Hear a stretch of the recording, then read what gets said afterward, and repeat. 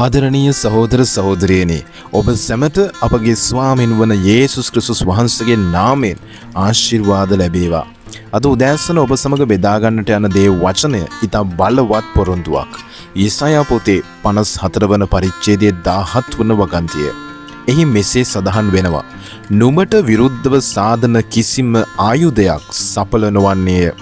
සහෝදරයා සහෝදරිය, ඔබට විරුද්ධව මිනිස්සු නැගී සිටින්නට පුළුවන්.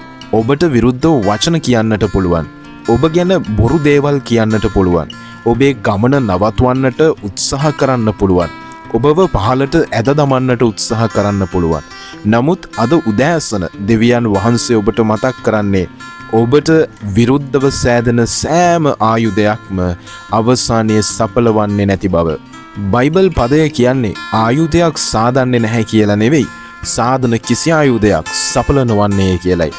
ඒ කියන්නේ ඔබේ ජීවිතයට විරුද්ධතා එන්නට පුළුවන්, ප්‍රශ්න එන්නට පුළුවන්, පීඩා එන්නට පුළුවන්, චෝදනා එන්නට පුළුවන්. නමුත් ඒ කිසි දෙයක් ඔබගේ ජීවිතය ගැන අවසාන වචනය කියන්න දෙවියන් වහන්සේට නොදෙනසේක.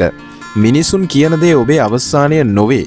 ඔබේ තත්වය ඔබේ අවසානය නොවේ. ඔබට විරුද්ධ වෙන සතුරුකම ඔබේ අවසානය නොවේ. ඔබේ ජීවිතයේ අවසානය දෙවියන් වහන්සේගේ වචනයයි. දාවිද් ගොලියත් ඉදිරියට ගිය විට ගොලියත්ට විශාල ශරීරයක් තිබුණා. සන්නාහ තිබුණා. කඩුවක් තිබුණා. හෙල්ලක් තිබුණා. ඔහුගේ පෙනුමම බිය උපදවන එකක්.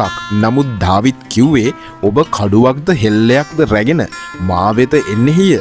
නමුත් මම සේනාවල ස්වාමින් වහන්සේගේ නාමය ඔබ වෙතට එමි. ගොලියට ආයුධ තිබුණා. නමුත් දාවිද් සමග දෙවියන් වහන්සේ සිටියා. ඒ නිසාද ඔබ මතක තබා ගන්න, ඔබට විරුද්ධව තිබෙන දේ කොතරම් විශාල වුණත් ඔබ සමග සිටින දෙවියන් වහන්සේ ඊට වඩා විශාලයි. සමහර ආයුධ කඩු හෝ හෙල්ල නොවේ, වචනත් ආයුධ වෙන්නට පුළුවන්. ඔයාට බැහැ, ඔයා කවදාවත් සාර්ථක වෙන්නේ නැහැ, ඔයාගේ ජීවිතය ඉවරයි, ඔයාගෙන් වැඩක් නැහැ, මේ වගේ වචන කෙනෙකුගේ හිත බිත දමන්නට පුළුවන්. නමුත් අද උදෑසන ඔබට කියන්නේ මිනිසුන්ගේ වචනවලට වඩා දෙවියන් වහන්සේගේ වචනය බලවත් බව.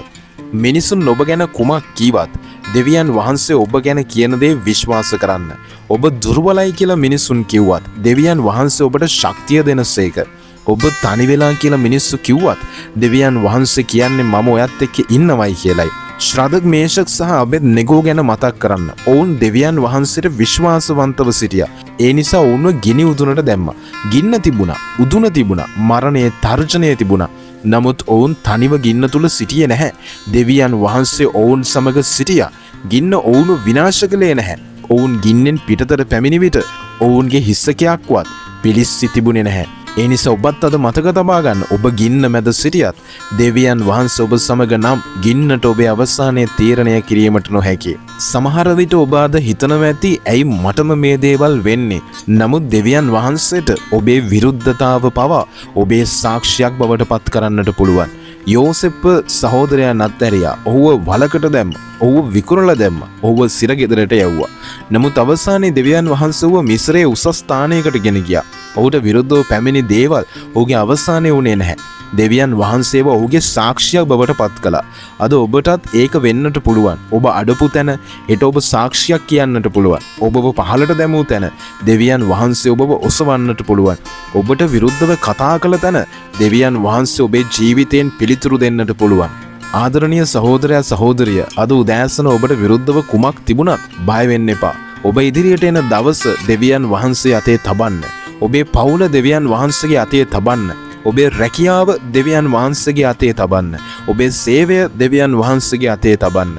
ඔබේ අනාගතය දෙවියන් වහන්සේ අතේ තබන්න. මොකද ඔබ ආරක්ෂා කරන දෙවියන් වහන්සේ ඔබට විරුද්ධ වෙන සෑම ආයුධයකට වඩා බලවත්. අද උදෑසන මේ වචනය ඔබේ හදවතේ තබා ගන්න. මට විරුද්ධව ආයුධයක් සෑදිය හැකියි. නමුත් එය සඵල කිරීමට දෙවියන් වහන්සේ ඉඩ නොදෙනසේක.